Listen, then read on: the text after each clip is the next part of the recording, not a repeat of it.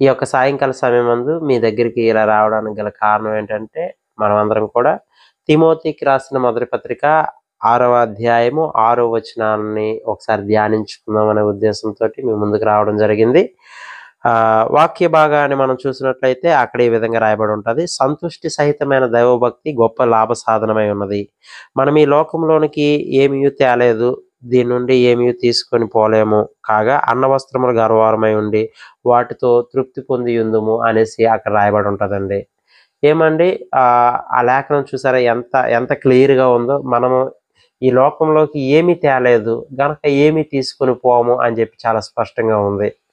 ఏమండి చాలామంది ఈ భూమి మీద ఎంతో ప్రయాసపడుతుంటారు. ఎంతో ఆహ్, శ్రమలకు ఓరుస్తూ ఉంటారు.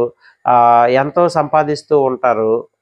కానీ వాళ్ళు ఒక విషయాన్ని మర్చిపోతుంటారు. మనం ఈ లోకంలోకి ఏమీ తేలేదు గనక ఏమీ తీసుకొని పోలేము అనే ఒక విషయాన్ని మర్చిపోతూ ఉంటుంటారు. కానీ బైబిల్ పరిశుద్ధ గ్రంథం ఏం చెప్తుందంటే, మనం ఈ లోకంలోకి ఏమీ తేలేదు గనక ఏమీ తీసుకొని పోము గనక అన్న వస్త్రములు కలిగి ఉండడానికి ప్రయత్నం చేయండి. అక్కడ దాంతో తృప్తి చెందండి. దానితోటి హ్యాపీగా ఉండండి. ఆహ్, మరి ఈ రోజంతా పని అంటే 6 దినాలు పని చేయమని చెప్తుంది గదా! అన్నం వస్త్రానికైనా 6 దినాలు పని చేయమని చెప్తుంది బైబిల్ పరిశుద్ధ గ్రంథం అని చెప్పేసి మనం పరిశీలన చేసినప్పుడు, కేవలం మన కోసం మాత్రమే సంపాదించుకోమని బైబిల్ పరిశుద్ధ గ్రంథం చెప్పట్లేదండి. ఎవరి కోసం మనం సంపాదించాలి, ఎవరికి సహాయం చేయాలి అంటే, ఆ యొక్క అన్నాన్ని, వస్త్రాన్ని సంపాదించుకోలేని కొంతమంది వికలాంగులు ఉండొచ్చు. లేకపోతే కదలలేని స్థితిలో అనారోగ్య పరిస్థితుల్లో ఉన్నవారు ఉండొచ్చు. లేకపోతే జైల్లోని వాటిల్లోని మగ్గిపోతున్న వారు ఉండొచ్చు. అలాంటి వాళ్ళని కూడా మనం పరామర్శించి వాళ్ళ కష్టకాలంలో వాళ్ళకి సహకారంగా ఉండాలనేసి బైబిల్ పరిశుద్ధ గ్రంథం చాలా స్పష్టంగా చెప్తుందండి. గనుక మనం ఒక విషయాన్ని జ్ఞాపకం ఉంచుకోవాలి. మొదటి ప్రాధాన్యత ఈ భూమి మీద జీవిస్తున్న మనమందరం కూడా ఏమండి కేవలం సంపాదన మీద మాత్రమే పరిగెట్టకూడదు. ఎందుకంటే మనం ఈ భూమి మీదకి ఏమీ తేలేదు గనక ఏమీ తీసుకొని పోలేము. అన్నాన్ని, వస్త్రాన్ని కలిగుండి మనం ఏం సంపాదించుకోవాలంటే సంతుష్టి సహితమైన దైవభక్తి. ఏమండి మనం చేస్తున్న దైవభక్తి మనకేం చేయాలంటే ఖచ్చితంగా భరోసానివ్వగలగాలి. మనం ఈ భూమి మీద మన ప్రాణం పోయిన తర్వాత ఖచ్చితమైన ఒక నిశ్చయితని ఇవ్వగలగాలి. మనం దేవుని సన్నిధికి మనం ఏదైతే చేస్తున్నామో ఆ దైవభక్తి చేర్చగలిగేదిగా ఉండాలి. అప్పుడు నీకేం కలుగుతదంటే సంతృప్తి కలుగుతది. అయితే ఒక విషయాన్ని జ్ఞాపకం ఉంచుకోండి. మనుషులందరూ కూడా ఏదో ఒక విధంగా చెడిపోయిన వారే, చెడు స్వభావం కలిగిన వారే.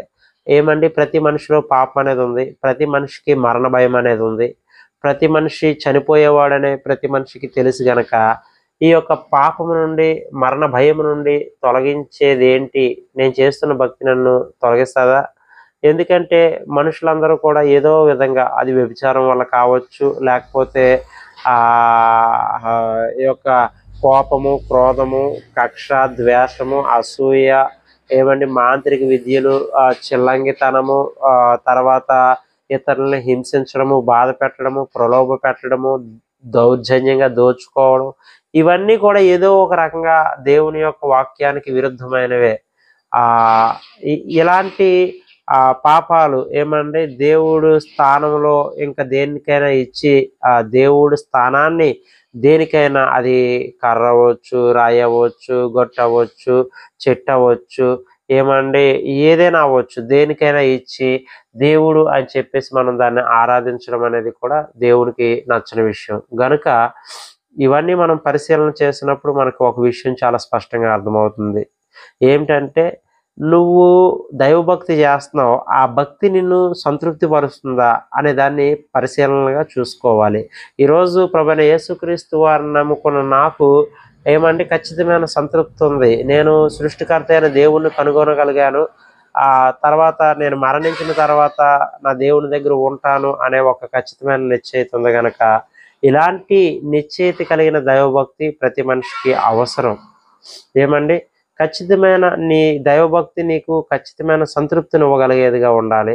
గనుక నీకు అంటే ప్రలోభానికి ప్రలోభాలకు గురి చేసేదిగా ఏదో నిన్నేందంటే బుజ్జగించేదిగా, లేకపోతే ఏదో కాలక్షేపం చేయించేదిగా నీ దైవభక్తి ఉండకూడదు. ఖచ్చితమైన నిర్ధారణ నీకుండాలి. ఎందుకంటే మానవ జీవితం కేవలం 60 సంవత్సరాలే గనక, ఈ 60 సంవత్సరాల కాలం అయిపోయిన తర్వాత, లేకపోతే నీ యొక్క మరణ గడియ అనేది నీ దగ్గరికొచ్చిన తర్వాత నిన్ను ఎవరు రక్షించలేరండి.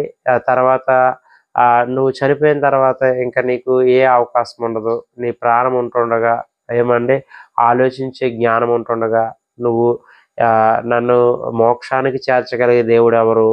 లేపోతే నా పాపాల కొరకు ప్రాణం పెట్టిన దేవుడెవరు? అసలు పాపం అంటే ఏంటి? నేనెందుకు చనిపోతున్నాను? నేను ఎవరిని? నేను ఈ భూమి మీదకి ఎక్కడి నుంచొచ్చాను? నన్ను సృష్టించిన, పంపించిన దేవుడు ఎవరు? తల్లిదండ్రుల కడుపులోంచి వచ్చాను గనక తల్లిదండ్రులే చిట్ట చివర వాళ్ళే వాళ్ళే ఇంక దేవుడా? ఇంకా వాళ్ళని పుట్టించిన వాడెవరు? ఇలా అనేకమైన ప్రశ్నల గురించి ప్రతి మనిషి కూడా ఆలోచించాలి. బైబిల్ పరిశుద్ధ గ్రంథం సెలవిస్తుందండి. సత్యం అనేది బహులోతుగా ఉంటది. దాన్ని పరిశీలించి కనుగొనగల వారు ఎవరు అని దేవుడు ఆకాశం నుంచి తొంగి చూస్తున్నాడని కీర్తనకారుడు సెలవిస్తూ ఉంటుంటారండి.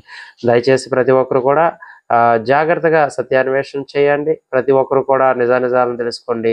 నీ భక్తి నీకు సంతృప్తి కలిగిస్తుందా లేదా అనే దాన్ని కూడా పరిశీలన చేసుకోండి. ఎనీ హ్యావ్ నా మాటలు ఇంత ఓపికగా ఉన్న మీ అందరికీ ప్రభువైన యేసుక్రీస్తు వారి నామములో మరొకసారి శుభములు